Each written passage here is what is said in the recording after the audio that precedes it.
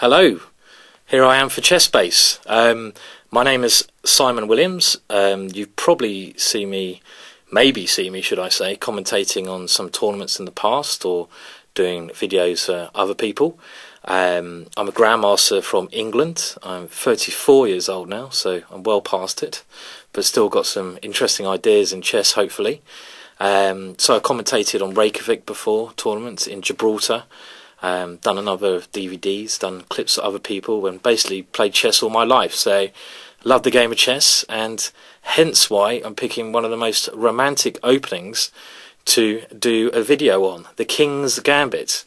Now, you might be screaming at home, how can you do a DVD on the King's Gambit? It's a load of rubbish, loses a pawn. What's this DVD going to be on? How can you do a DVD on the King's Gambit? Well, hopefully I've come up with some interesting and new ideas in the King's Gambit. I've also gone over some of the ways that black's been recommended to play against the King's Gambit. So I would say, the line I'm concentrating on is basically e4 in this DVD, e5, f4, e takes f4. So in the second DVD, we're going to concentrate on all of black's other moves apart from e takes f4.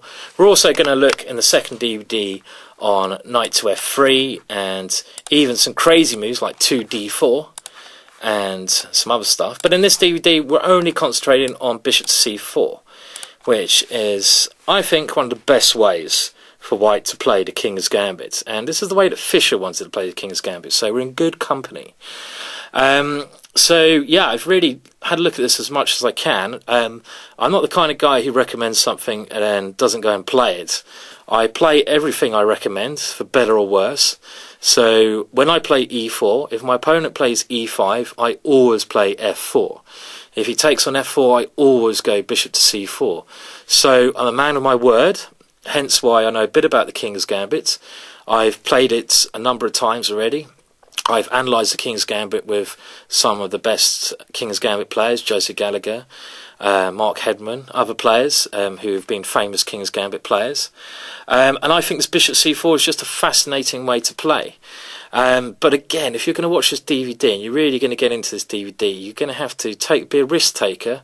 You're going to have to be willing to enter complications. You're going to have to be willing to attack. You're going to have to be willing to sacrifice. You're going to have to be willing to do some crazy things. Saying all that, it's also important to remember that the King's Gambit is a very positional opening.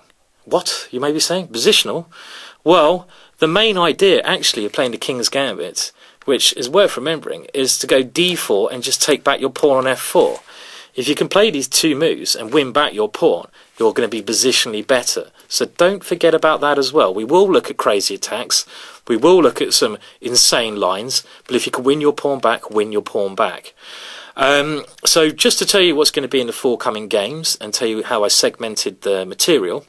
In the first unit, I'm going to have a look at what I would call is the old main line. And that's with knight to f6, knight c3, c6. Where black plays d5.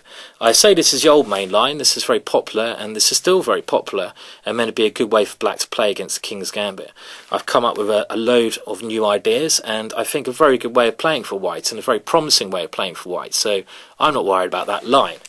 The second part of the DVD is starting with Tony Coston's game. I'm concentrating on knight to c6.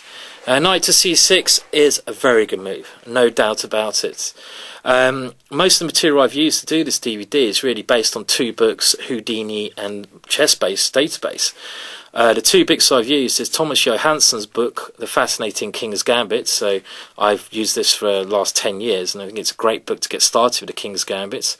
And more recently, John Shaw has produced a book on the King's Gambit, which is also very, very good piece of work. And there he says that knight c6 is a refutation of this opening from white.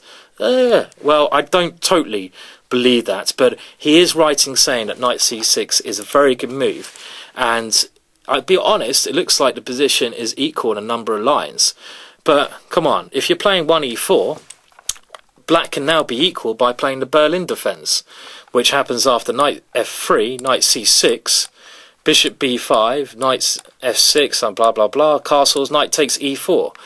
And this is now a theoretical problem with 1e4, 1e5, and the position is really at the moment going to be equal. So if we can get an equal position by playing the King's Gambit, surely that's a lot more fun. And also, there's many more chances of black to get crushed in under 20 moves than the King's Gambit, so much more fun way to be equal. But I do agree, knight c6 is a very good move. I recommended two setups, one based on d4 and one based on knight to f3, and we will look at them later on. The other things I've looked at in this DVD, the other setups, I've looked at one with the two knights defence in this position. And this is a very common setup, and I've come up with a very interesting new idea for white in this variation. And then we've looked at numerous other things, everything I think you'll need to be happy playing the King's Gambit with bishop to c4. So I hope you enjoyed the DVD. It's been a lot of pleasure filming it, and I've come up with a lot of new ideas. It's helped me a lot. And yeah, be brave and play the King's Gambit.